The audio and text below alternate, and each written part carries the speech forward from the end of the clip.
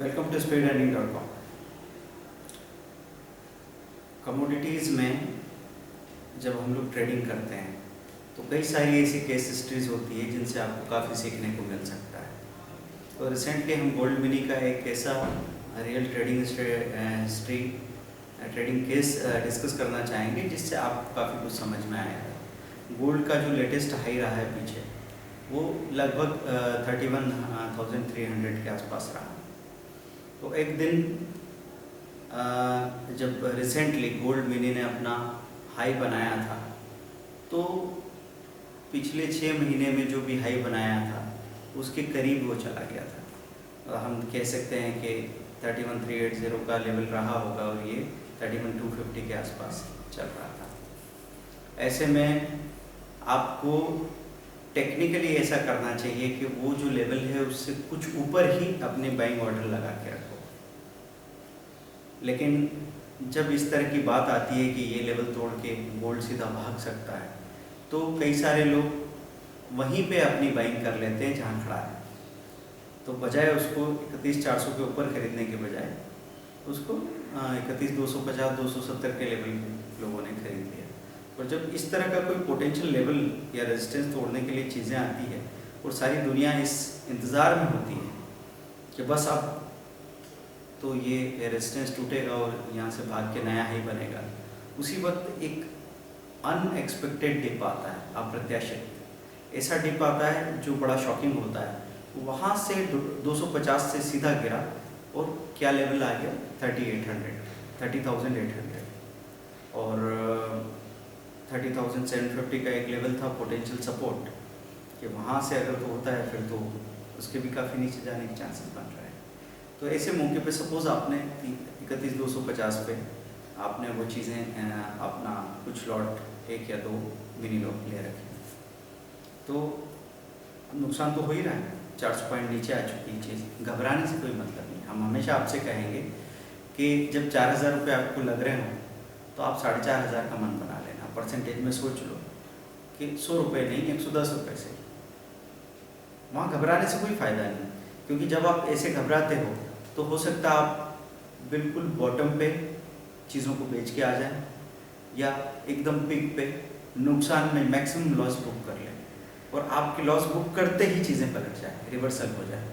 तो ऐसे ध्यान रखना कि हम लोग इस बात की मानसिक तैयारी कर लें कि इतना नुकसान अगर हो गया है तो थोड़ा और सही। जैसे स्टॉक के मामले में कुछ लोग कहते थे कि सर हमने 200 रुपये का शेयर लिया था, अभी वो 15 रुपये चल रहा है, क्या करें। अब करने को क्या बचा है? जब आपका 90% पैसा जा चुका है तो 10% बचाने के बारे में सोचने के बजाय उसको वहीं रख के भूल जाओ।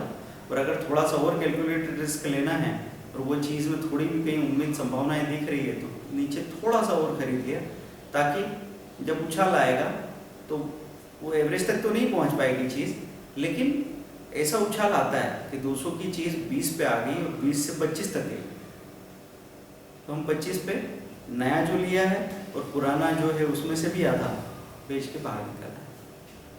और धीरे धीरे इस तरह की चर्निंग करते रहे तो पैसा निकलता रहेगा। तो ऐसे केस में जब वो गोल्ड मिनी का किस्सा हम सुना रहे थे, वो नीचे आ गया 800 पे आके खड़ा था तो वहाँ पे 3 लॉट खरीदे क्योंकि 5,000 रुपये या 8,000 रुपये का नुकसान 2 लॉट में पहले से ही हो रहा था।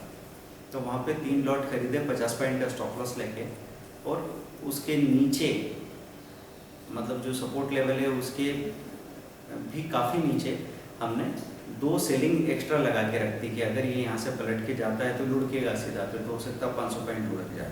तो हमको 2 लॉट में ही 300-400 पॉइंट मिल जाएंगे तो 6-7 हज़ार उधर से रिकवर हो जाएंगे अगर ये लेवल तोड़ देता है तो। और अगर यहाँ से ऊपर जाता है रिकवर करके तो क्या केस बनेगा।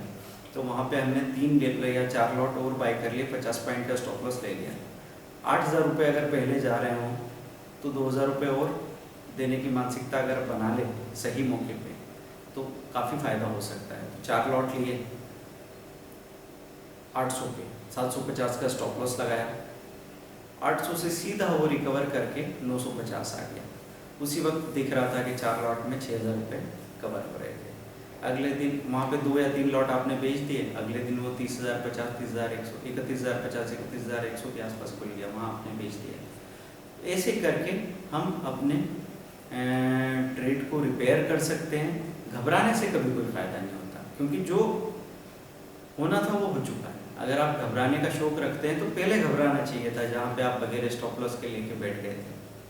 आपने क्या सोच के उसको ये लावारिस छोड़ दिया था कि वो ऊपर ही जाएगा, ऐसी श्योरिटी आपको किसी ने दी थी?